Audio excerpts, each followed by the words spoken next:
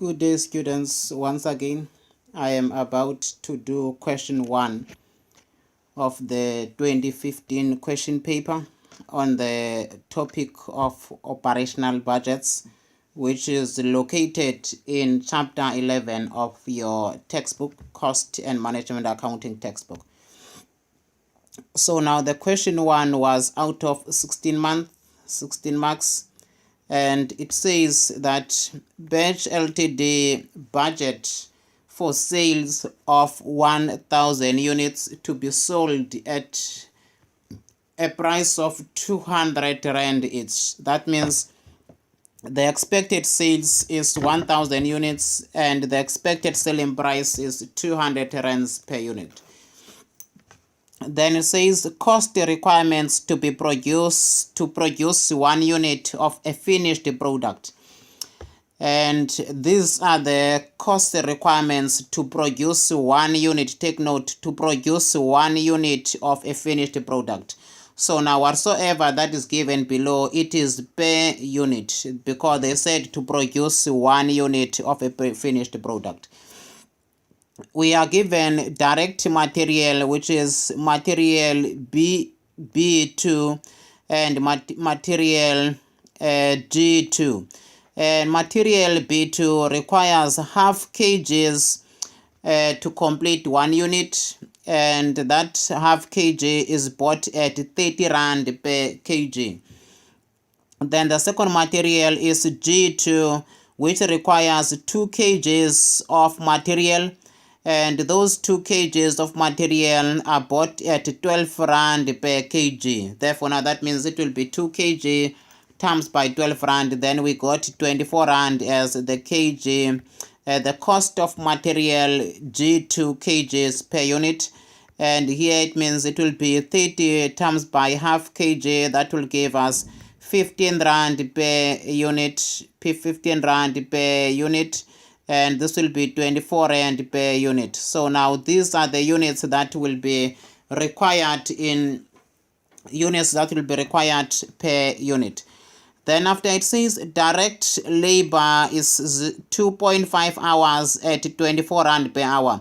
That means it takes 2.5 hours of labors to complete 1 unit of the product that this company is producing. Then after, the direct labors are being paid 24 Rand per hour for every unit that they produce. Then after, we go to the next part, which is our manufacturing overheads. Our manufacturing overheads says that manufacturing overheads applied, take note of that, applied or absorbed absorbed at 80% of the direct labor cost. That means our applied overheads, they are applied at or absorbed at 80% of the direct labor cost. That means 80% of the direct labor cost is equal to manufacturing overheads. Management indicates that inventories are as follows. Then we are given the inventories as follows.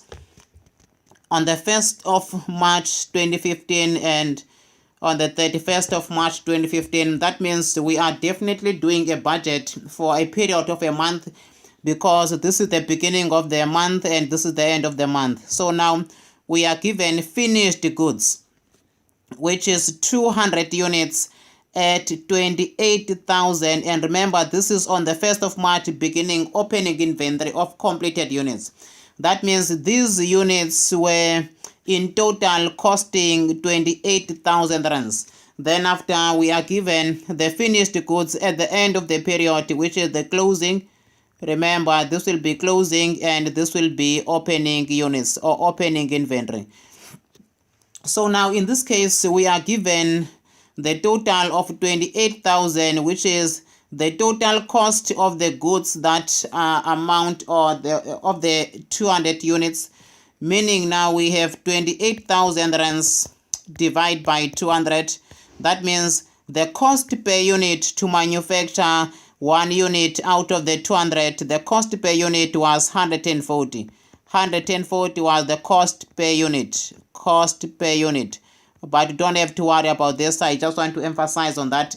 That means the cost to produce the 200 units that were produced in the previous month, which became an opening inventory, the cost for each unit was 140. So now it was 140 per unit. However, now that was completely produced last term, then it became opening inventory beginning of the current month. Our closing units in terms of the completed units, it is expected or budgeted to be 350 by the end of March in the year 2015. Then we have the inventory of materials, which is material B2, and material B2 opening is 140 kgs, which is costing 2,800, which is costing 2,800 units. So 2,800 rands, and the closing is expected to be 210 rand, 210 kgs. So now in this case, the 2,800 that we see here is the cost that was incurred to buy the material that we see in the beginning of the period.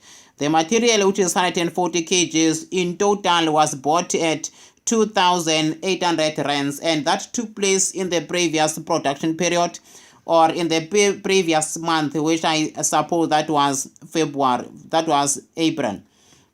Then after the closing will be 210.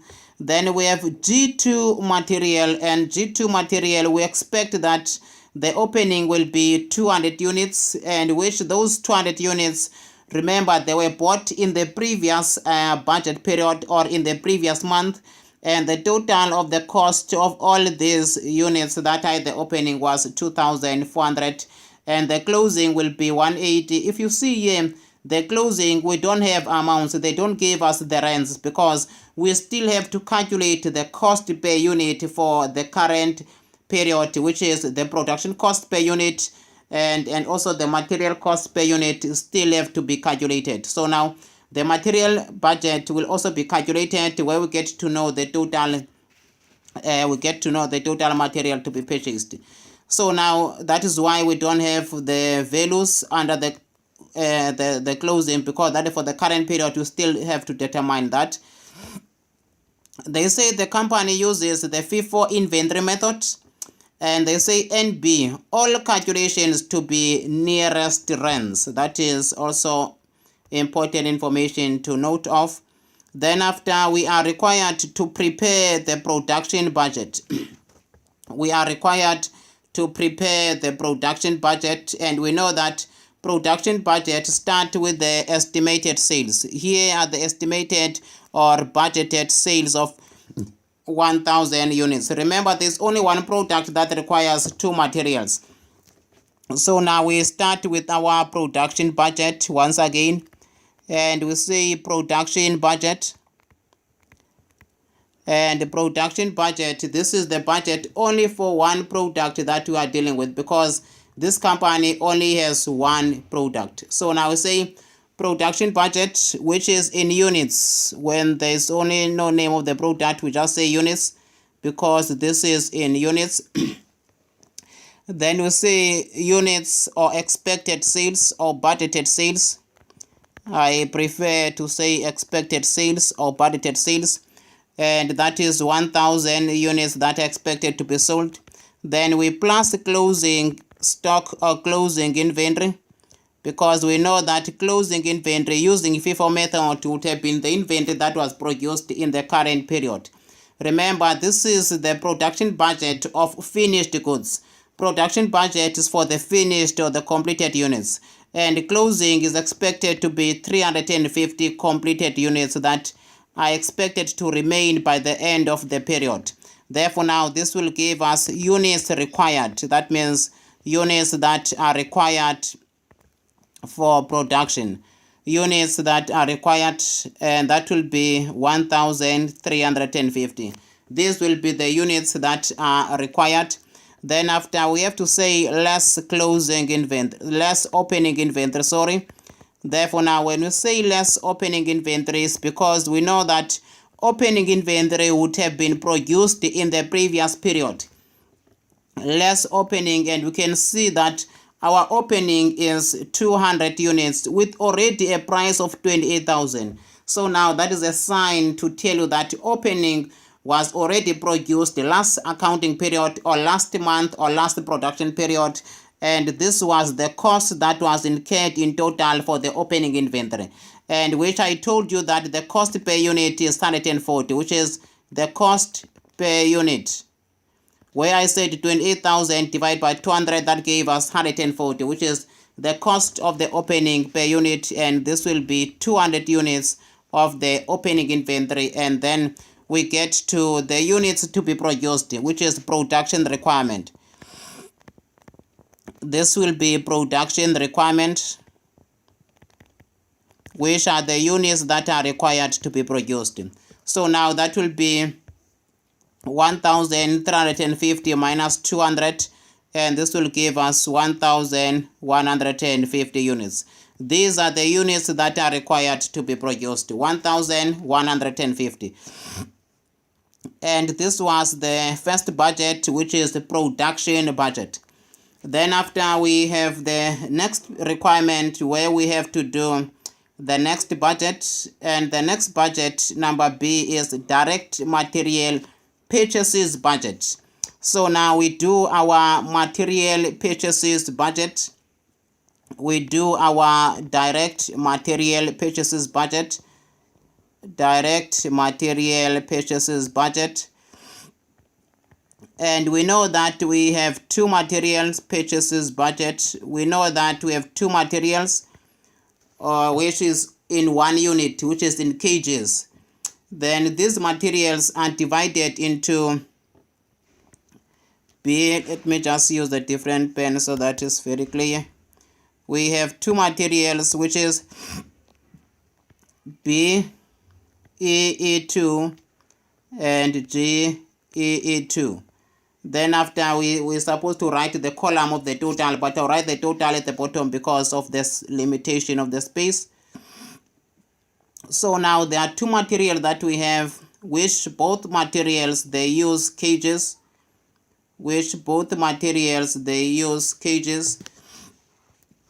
So now let us deal with these two materials. Separately. And the reason why we separate these materials is, let me tell you that, because you'll wonder, why do we separate the materials yet is they are all in kgs? The reason why now we have to split the two materials is because the price to buy this material is different. This material is bought at 30 Rand and this material is bought at 12 Rand. If the price of this material was the same, then we could just write them in one column. If the price was the same, we could just write them in one column and we add all the materials and that will be fine. But the fact that the prices to buy this material is different, which is 30 Rand and 12 Rand, it makes us now to have the right or to split the two materials so that we have two columns, so that we are able to calculate the cost of one material, which is material B2, and we are able to calculate the cost to buy material G2 separately in two columns. Otherwise, if the prices were the same, there won't be a need for us to split the materials, because at the end they are all kgs. But because their prices are different, therefore now we have to split our columns for the materials. So now from there we start with the units that are required for production, where we say production requirements. We say production requirement, and our production requirement is, we start now with the first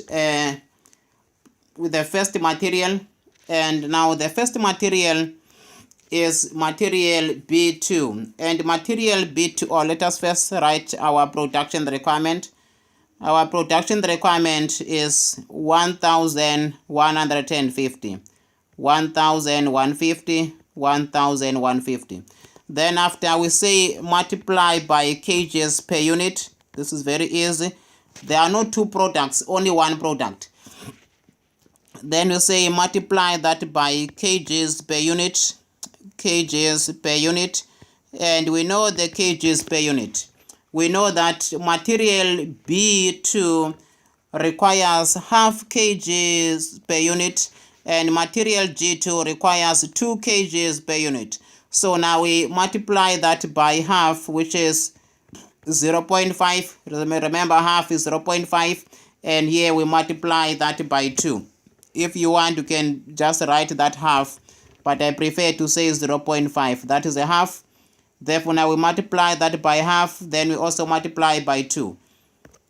Then we are able to say 1,150 times by 0.5, or yeah, that will give us 575, which is the same as 1,550. 1,150 times by 1 divided by 2, you still get the same 575.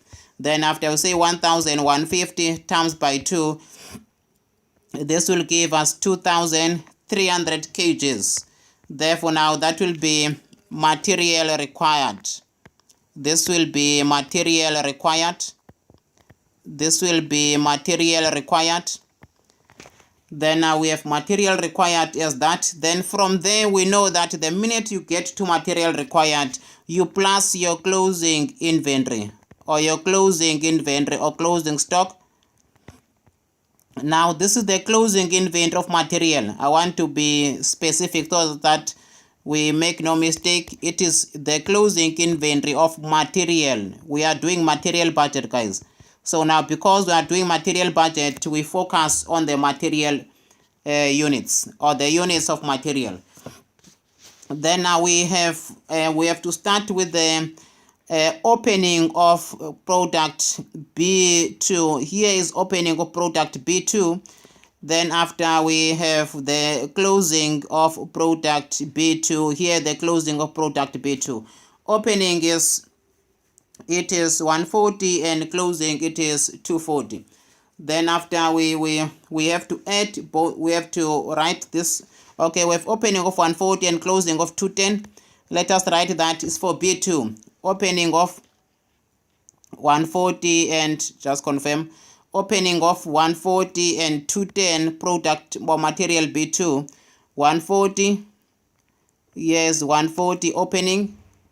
Then after, let us look for the closing. The closing, it is 210. Closing will be here. Oh, that is closing. Sorry, this becomes opening. Then after, there will be opening here.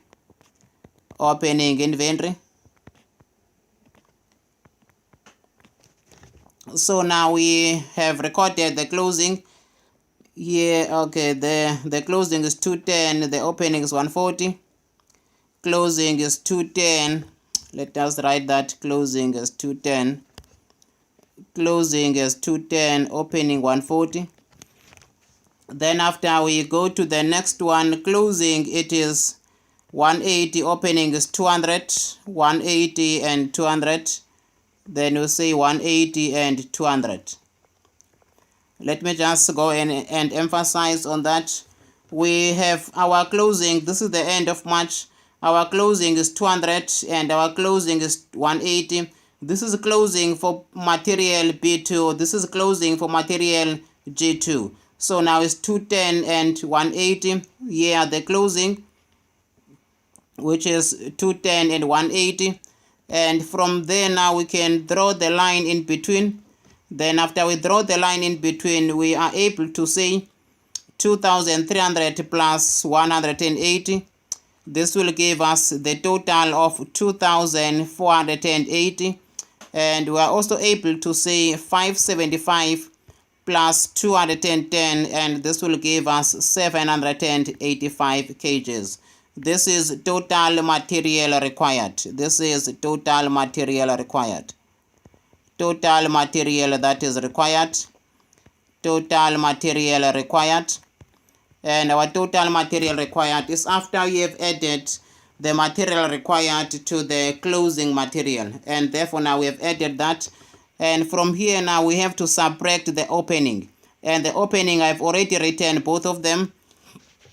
Here are the openings, which is the opening of material. The opening of material. Here are the opening. We are focusing on the opening. We are done with the closing. These were the closing side of the material. Therefore, now we are focusing on the opening, which is the opening is the opening. This is the opening. Therefore, now here is the opening for material G2, and here is the opening for material G2. This is material B2, this is material G2. So now it's 140 and 200. Here is 140 opening of material B2, and this is the opening of material G2. So now we have recorded all that as it's supposed to be. Then I will say 785 minus 140. This will give us 645. Then after we say 2480, we say less 200. This will give us 2280 kgs. And these are the material purchases. These are the material purchases. Therefore, now from material purchases, we are able to multiply that by the cost price per unit. This is material purchases. Material purchases, or material to be purchased. Material purchases in kgs. Then after we can say now times that by the cost price per unit. Times that by the cost price per unit. And we know that the cost price per unit here, it is 30 rand. And the cost price per unit here, I think it was 12 rand. We multiply that. The cost price, yes, for B2 was 30 rand, which is per kg. And the cost price here per kg was 12 rand. So now we multiply that by the kgs the cost price per kg. The cost price per kg, not per unit, per kg. Cost price per kg, because the prices are multiplied to the number of kgs. Cost price per kg. Then after, this will give us material. This will give us material purchases. Material purchases in rands. Material purchases in rand. So now these are the material purchases in rands. 2280 times that by 12. It will give us a total in rands, which is 27,360.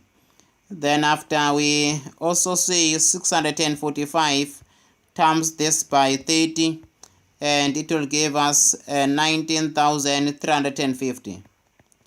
19,350. Remember, I said if there was a total column here, but because of the space, therefore now the total would have been brought here. So now we can say total material cost. Total material cost, or total material purchases. And our total material purchases will be the sum of the two, 19,350 plus 27,360. And this will give us 46,710. So now please make sure that this amount you write it in the last column, which is the last column here. At the end, you write that amount of the total there at the end. So now this will be the total of material to be purchased for this budgeted period of 1 month. So now this was the material budget. And from material budget, we can go to the next budget, and we see what next budget we are required to do. Now, under material budget, we are then told that after the material budget, to do the direct labor budget. The direct labor budget, a very short budget. Direct labor budget, this is requirement number C. We are doing direct labor budget. Direct labor budget. And in this budget, it's very straightforward because we only have one labor. Therefore, now what do? We start first with the production requirement. We start first with the production requirement. How many units do you want to produce? Production required, or production requirement. And our production requirement, we know that it is 1,150. It is 1,150. I hope I am still correct with that. I think it is 1,000. Yeah, there we go. Our production requirement is 1,150. Then after we multiply that by labor hours per unit, and we know that labor is given as 24 rand per hour, and it takes 2.5 hours of labor to complete 1 unit of a product. So now we multiply that by labor hours per unit, which is 2.5, so that we get to the total hours that are needed. So we have to multiply that by 2.5 hours, which is times by labor hours per unit. Times by labor hours per unit. Then after we multiply this by labor hours per unit, then it will be 2.5 times that by 1,150. It will give us 28 or 2,875. 2,875. These are the total labor hours. Total hours of labor. Total labor hours, which is total direct labor hours to be specific. Total direct labor hours. Total direct labor hours. These are the hours that are required or needed, in fact, that are required to produce 1,150 units. These are the units that are required to be produced. So now these are the labor hours that are required to produce 1,150 units, which are the units that are required for production. Then after we have to multiply this by the labor cost per unit. Multiply this by labor cost per unit. Labor cost per unit. Not per unit, per hour. Per hour, I always say per unit. Labor cost per unit per hour. And our labor cost or labor rate per hour is 24 rand. Labor cost per unit or labor rate, that will be the very good term. Labor rate, because employees are paid rate per hour. However, the rate is the cost to the company. So now either you say labor cost per hour or labor rate per hour, it does not matter that much. Therefore, now it will be 24 times by 2,875 hours, and this will give us 69,000 rands. That means this will be the direct labor cost. This will be the direct labor cost, which is in total. Therefore, now hence we have to say total direct labor cost. Total direct labor cost. And the total direct labor cost will be 69,000, as we can see that. And from here now we go and check for the next instruction in terms of what is it that we are required to do then in the next step. That will be number D. That will be number D, or requirement number D. This is total direct labor cost that we have calculated. Then now let me just do this before we continue. Remember, if we wanted to calculate direct labor cost per unit, we could have just said direct labor cost per unit will be the labor rate per hour times by the labor hours per unit. That means it could have been 2.5 hours times by 24. That will give us 60.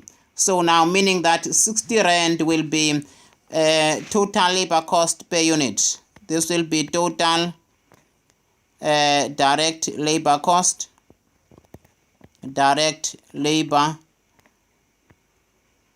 cost per unit. So now this will be the labor cost per unit if we wanted to calculate it per unit.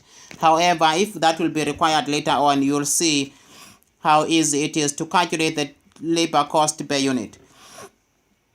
Now we are told to do the cost of goods sold budget, which is out of 5 marks.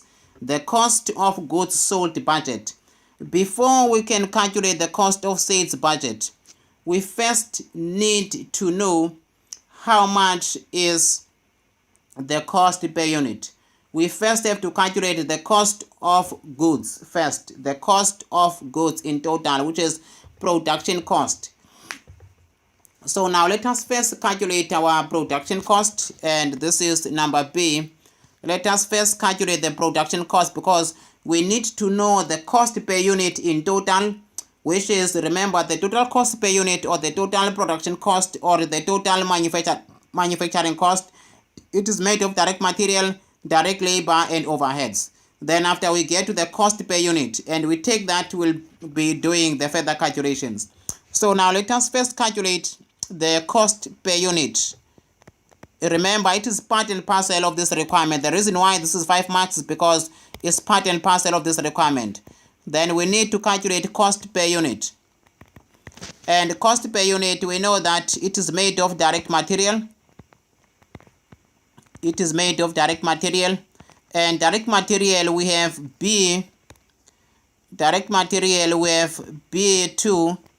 And B2, we need half kgs. That is going to cost the business an amount of 30 rand. B2 will require half kgs, which is 0.5 kgs. Let me confirm that, yes. B2 requires half kgs, which are bought at 30 rand per kg. So now we need half kgs to complete 1 unit, but those kgs are costing 30 rand per kg. Therefore, it means we have to say half times by 30, and this will give us 15, which is the cost of material B2 to complete 1 unit will be 15 rand. Therefore, now we go to the second material, which is G2. Material G2 requires 2 kgs, and those 2 kgs are bought at a specific price of 12 rand per kg. G2 requires 2 kgs, and you say kgs per unit times that by 12 rand per kg. So now we multiply that by 12 rand per kg. That will give us 24 rand. 24 rand will be the direct material cost, which is the direct material, which is G2 material cost per unit. That means the cost per unit of material G2 will be 24 rand. And if we add those two, we have 24 rand.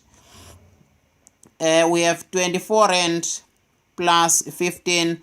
This will give us a total of 39 rands. This will be the total direct material cost per unit, 39 rand, total direct material cost per unit. Then after we add our direct labor, we add our direct labor cost. Our direct labor, there's only one type of labor, and that type of labor is paid 24 rand per hour.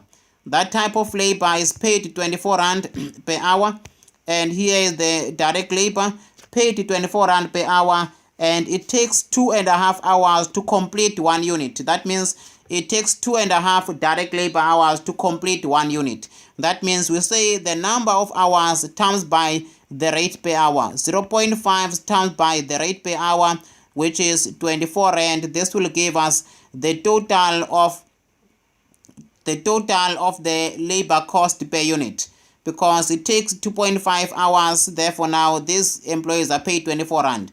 We say 2.5 times by 24. This will give us 60 rand per unit. This will be the total labor cost, the total direct labor cost per unit.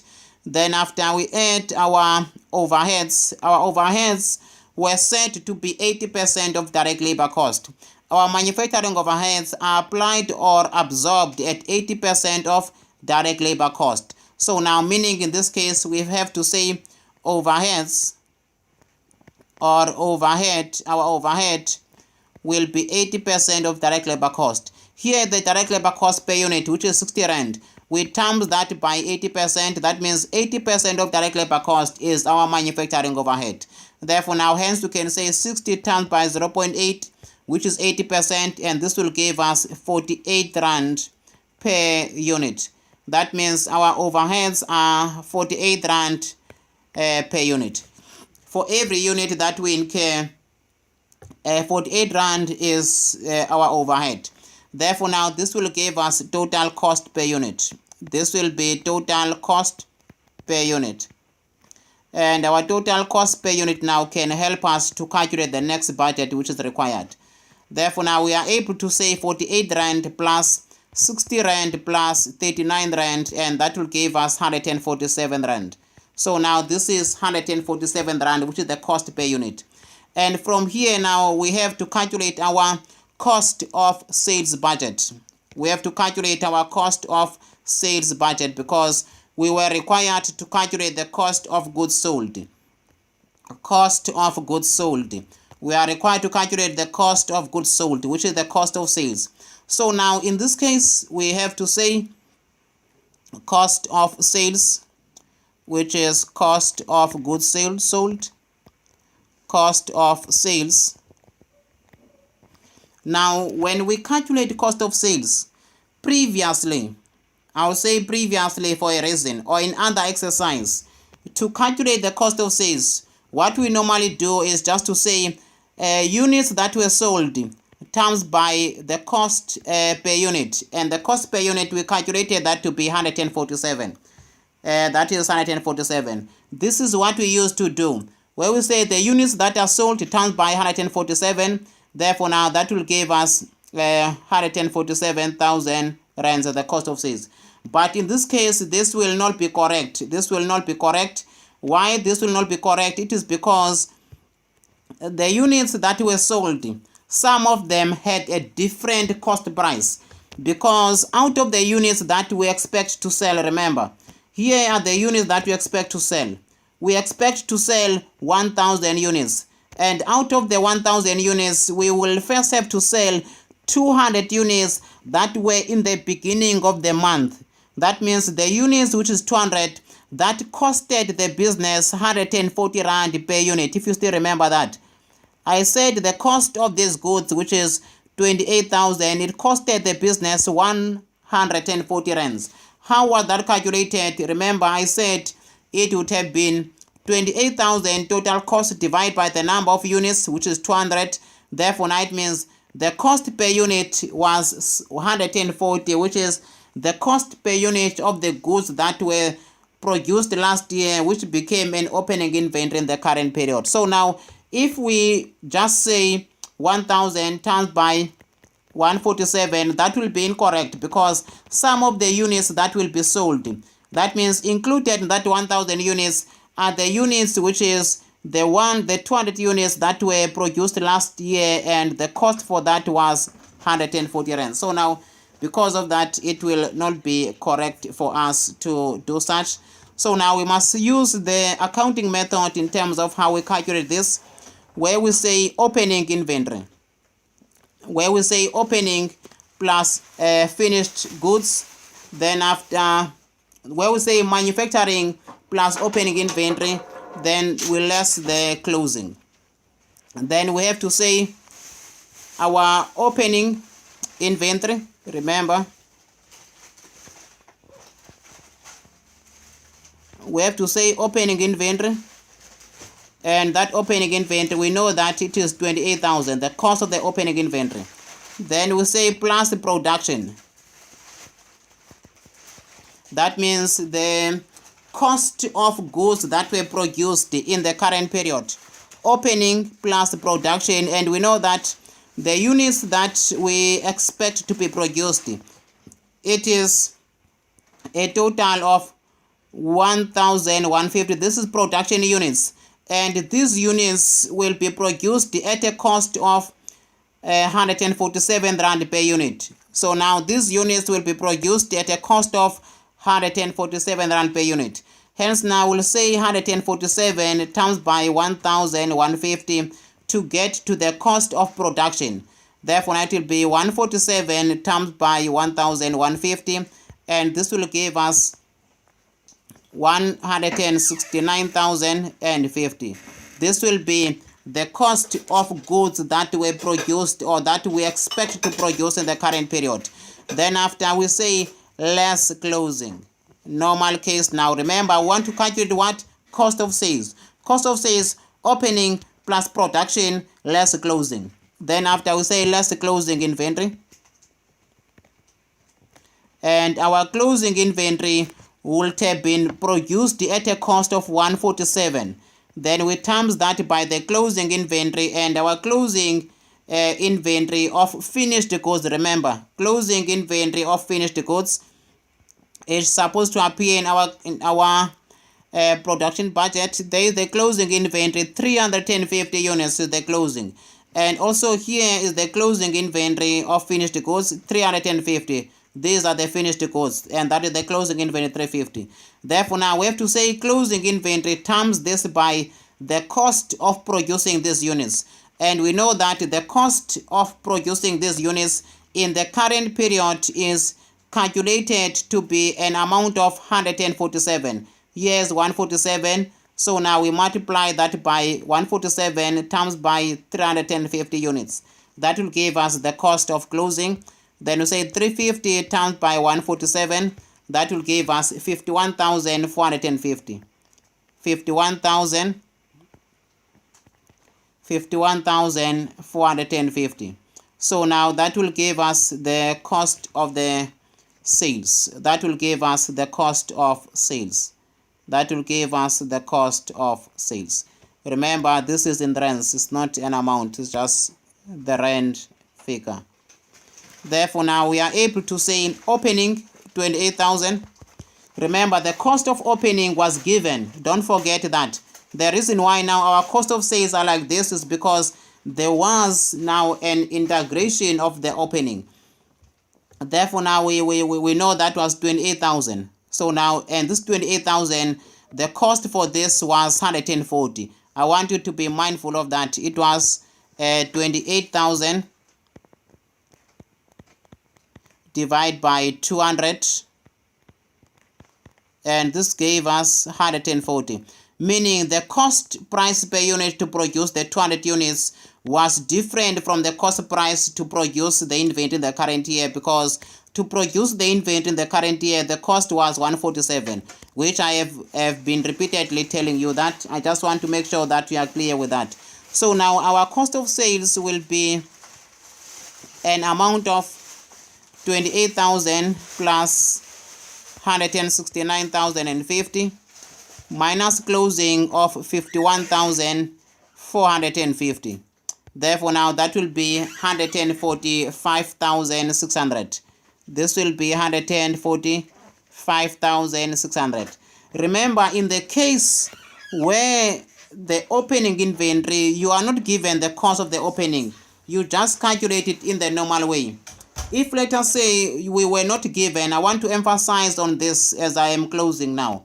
If this was not given, therefore now it will be very easy and very simple. When the opening units, you are not given the cost of the opening units, all that you do, you can just say the number of units to be sold. You multiply that the cost of production per unit, which is 147. Therefore now that was just going to give us the cost of sales. Very easy and very simple. But whenever you are given the opening units and they tell you that the cost for these units was this amount, therefore now your calculation of cost of sales will have to be different. That means you'll have to follow this approach where you say opening cost plus the production cost in total less the closing cost of inventory. Then after that will give you the cost of goods that were sold, which is cost of sales. So now again, I want to emphasize on another thing. Remember, in this case, if they wanted here, they could have given us, let us say, I just want to erase this so that I am giving you the last part, so that I give you the last view. So now if they wanted, I just want to make this clear. If they wanted in this question, they could have said to us that they could have said 200 units at 140 per unit. They could have said that. And if this was the case, you still apply the same principle because the 140 is per unit. So now when calculating the 28,000, which is here, you were just going to say in brackets, just to show the calculations, you are just going to say 200 units times by 140. That was still going to give you 28,000. If you are not given the opening inventory as in total, but you are given the 140, which is per unit. I think now I have emphasized on that enough, and this is very important because this is the question that is my first time to teach you, and question that is bit trick. There were others that had the opening price per unit, but you were not tested on what is being tested now. And guys, thank you for that, and God richly bless you.